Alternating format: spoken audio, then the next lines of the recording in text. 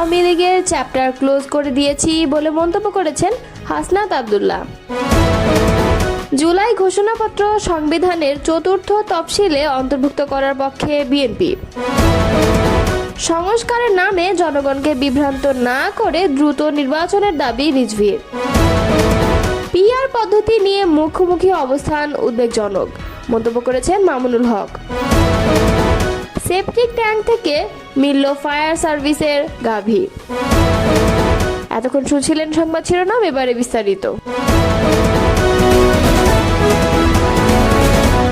যশোরের বাঘারপাড়ায় জাতীয় নাগরিক পার্টির সংক্ষিপ্ত পথসভা অনুষ্ঠিত হয়েছে। বৃহস্পতিবার রাত 8টার দিকে এনসিপি নেতৃবৃন্দ বাঘারপাড়া উপজেলা সদরে পৌঁছান। উপজেলার চৌরাস্তা মোড়ে এই পথসভা অনুষ্ঠিত হয়। গাড়ি বহরে বেশ কয়েকজন কেন্দ্রীয় নেতা উপস্থিত ছিলেন, কিন্তু মঞ্চে উঠে কেন্দ্রীয় নেতৃবৃন্দের পক্ষে সংক্ষিপ্ত বক্তব্য দেন সংগঠনটির কেন্দ্রীয় যুগ্ম মহাসচিব হাসনাত আব্দুল্লাহ। তিনি বলেন, আমরা আওয়ামী লীগের চ্যাপ্টার ক্লোজ করে দিয়েছি। আওয়ামী লীগ যশোর সহ সারা দেশে নির্যাতন নিপীড়ন চালিয়েছে। সংক্ষিপ্ত এই অনুষ্ঠানে এনসিপির কেন্দ্রীয় নেতারা শুক্রবার যশোরের সভায় সবাইকে উপস্থিত থাকার আমন্ত্রণ জানিয়ে অনুষ্ঠানের সমাপ্তি ঘোষণা করেন। 5 মিনিট অবস্থান শেষে গাড়িবহর সহ যশোর শহরের উদ্দেশ্যে রওনা হন এনসিপি নেতৃবৃন্দ।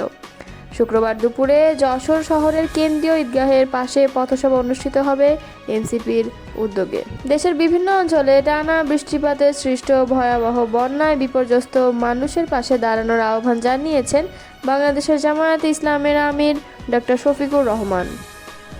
বৃহস্পতিবার এক বিবৃতিতে তিনি বলেন, গত কয়েকদিনের অবিরাম বৃষ্টিপাতে দেশের উপকূলীয় ও পাহাড়ি অঞ্চল জুড়ে জনজীবন চরমভাবে বিপর্যস্ত হয়ে পড়েছে।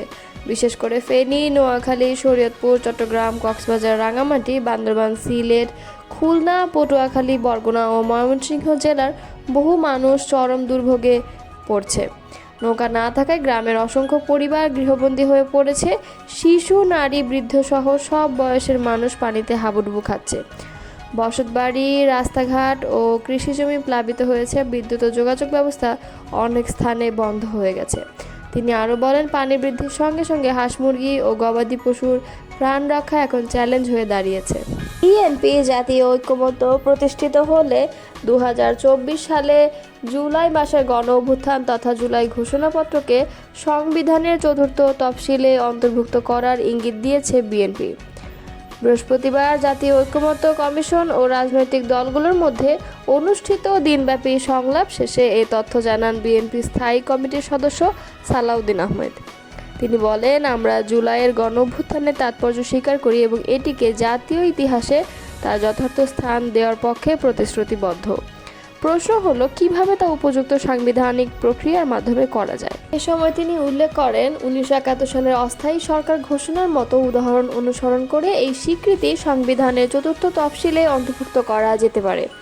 সালাউদ্দিন আহমেদ বলেন, বিএনপি এরই মধ্যে সরকারের কাছে তাদের জুলাই ঘোষণার খসড়া জমা দিয়েছিল, তবে দীর্ঘদিন কোনো সাড়া মেলেনি।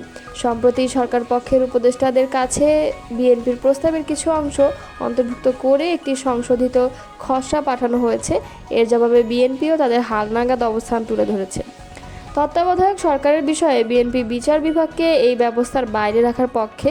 দলটি এমন 2-3টি বিকল্প ফর্মুলা নিয়ে ভাবছে, যেখানে বিচারপতিদের কেবল শেষ বিকল্প হিসেবে বিবেচনা করা হবে। এসব প্রস্তাব এখনও দলের অভ্যন্তরীণ পর্যালোচনায় রয়েছে এবং আগামী বৈঠকে তা উপস্থিত করা হতে পারে। প্রধান বিচারপতি নিয়োগের বিষয়ে সালাউদ্দিন বলেন, রাষ্ট্রপতির ক্ষমতা সীমিত করে আপিল বিভাগের জ্যেষ্ঠ 2 বিচারপতির মধ্য থেকে কাউকে প্রধান বিচারপতি নিয়োগ দেওয়ার প্রস্তাবে প্রায় ঐকমত্য হয়েছে, যদি না সংশ্লিষ্ট বিচারপতির বিরুদ্ধে 96 অনুচ্ছেদ অনুযায়ী তদন্ত চলমান থাকে। বিএনপি এই প্রস্তাবকে সমর্থন করছে কারণ এটি নির্বিচারে নিয়োগের ঝুঁকিকে কমাবে। জরুরি অবস্থা সংক্রান্ত বিধান নিয়ে তিনি বলেন, 141 খ এবং 141 গ অনুচ্ছেদ সংস্কারের ব্যাপারে রাজনৈতিক দলগুলোর মধ্যে ব্যাপক ঐকমত্য হয়েছে যেন এই ক্ষমতা রাজনৈতিক উদ্দেশ্যে ব্যবহার করা না যায়। অভ্যন্তরীণ গোলযোগ শব্দটি যুক্তিসঙ্গত ভিত্তি হিসেবে সরিয়ে দেওয়া এবং তার বদলে সাংবিধানিক সংকট, মহামারী ও প্রাকৃতিক দুর্যোগের মতো কারণ অন্তর্ভুক্ত করার প্রস্তাব এসেছে। আরও একটি প্রস্তাব হলো, প্রধানমন্ত্রী এককভাবে নয় বরং পূর্ণ মন্ত্রিসভার অনুমোদনের মাধ্যমে জরুরি অবস্থা জারির বিধান নিশ্চিত করা।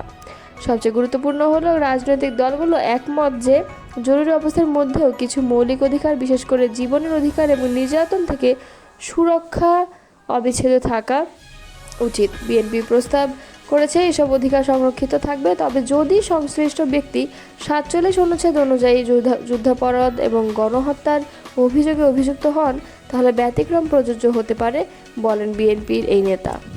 সংস্কারের নামে জনগণকে বিভ্রান্ত না করে দ্রুত নির্বাচনের দাবি জানিয়েছেন বিএনপি সিনিয়র যুগ্ম মহাসচিব রুহুল কবির রিজভী। শুক্রবার সকালে রাজধানীর নয়াপল্টনে দলের কেন্দ্রীয় কার্যালয়ের সামনে এক দোয়া মাহফিলে এসব কথা জানান তিনি। রিজভী বলেন, এখনও ফ্যাসিবাদের দোসররা রাষ্ট্রের গুরুত্বপূর্ণ দায়িত্বে রয়েছেন, যারা সুযোগ পেলেই আবারও ফুঁসে উঠবে। এসব দোসরদের বিচারে অন্তর্বর্তী সরকারকে দ্রুতই কার্যকর ব্যবস্থা নেওয়ার আহ্বান জানান তিনি। দেশের অর্থনৈতিক অবস্থার কথা উল্লেখ করে তিনি গার্মেন্টস ও কলকারখানা চালু রাখতে প্রয়োজনীয় ব্যবস্থা নিতে সরকারের প্রতি আহ্বান জানান। বিএনপি সংস্কার বিরোধী নয় জানিয়ে তিনি আরও বলেন, বিএনপি চায় সুষ্ঠু নির্বাচনের মাধ্যমে ক্ষমতার পরিবর্তন ও গণতন্ত্রের পুনঃপ্রতিষ্ঠা। বাংলাদেশ খেলাফত মজলিসের আমির মামুনুল হক বলেছেন, পিআর পদ্ধতি নিয়ে বড় দুই রাজনৈতিক দলের মুখোমুখি অবস্থান উদ্বেগজনক। সব শক্তির মধ্যে যে ঐক্য, সেটা বিনষ্ট হোক আমরা চাই না। বৃহস্পতিবার বিকালে যশোর জেলা পরিষদ মিলনায়তনে এক সমাবেশে প্রধান অতিথির বক্তব্যে তিনি এসব কথা বলেন। শাপলা চত্বরে গণহত্যা, পিলখানা হত্যাকাণ্ড, বৈষম্য বিরোধী আন্দোলনে গণহত্যার বিচার দাবিতে এ সমাবেশ হয়। যশোর জেলা শাখা এ সমাবেশের আয়োজন করে। এ সময় মামুনুল হক বলেন, রাজনৈতিক প্রতিযোগিতা থাকতে পারে, তবে তা যেন পরস্পরের বিরুদ্ধে বিষোদ্গারে পর্যবসিত না হয়, কারণ এ ধরনের বিদ্বেষপূর্ণ রাজনীতি ফ্যাসিবাদের পুনরাবির্ভাবের সুযোগ সৃষ্টি করে। তিনি উভয় পক্ষকে ছাড় দিয়ে মাঝামাঝি পন্থা অবলম্বনের পরামর্শ দেন। তিনি বলেন, দেশের চলমান নির্বাচন ব্যবস্থায় ভয়ানক ফাঁক রয়েছে। এই নির্বাচন পদ্ধতির সংস্কার ছাড়া নির্বাচন হলে নতুন করে ফ্যাসিবাদের জন্ম হবে। তিনি আরও বলেন, যদি ঐক্য বিনষ্টের কারণে আবার সেই স্বৈরাচারী শেখ হাসিনা বাংলাদেশে ফিরে আসে এবং আসার সুযোগ পায়, তাহলে বাংলাদেশের সাধারণ মানুষ আপনাদের ক্ষমা করবে না। মামুনুল হক আরও বলেন, বাংলাদেশের বিরুদ্ধে যে কোনো ষড়যন্ত্র, যে কোনো পরিকল্পনা আমরা প্রয়োজনে রাজপথে রক্ত দিয়ে রুখে দেব। তিনি বলেন, জুলাই অভ্যুত্থানের 1 বছর পূর্ণ হলেও জুলাই ঘোষণাপত্র আজও ঘোষণা হয়নি, যার দায় বর্তমান সরকারের। তিনি এ মাসের মধ্যে জুলাই ঘোষণাপত্র প্রকাশের দাবি জানান।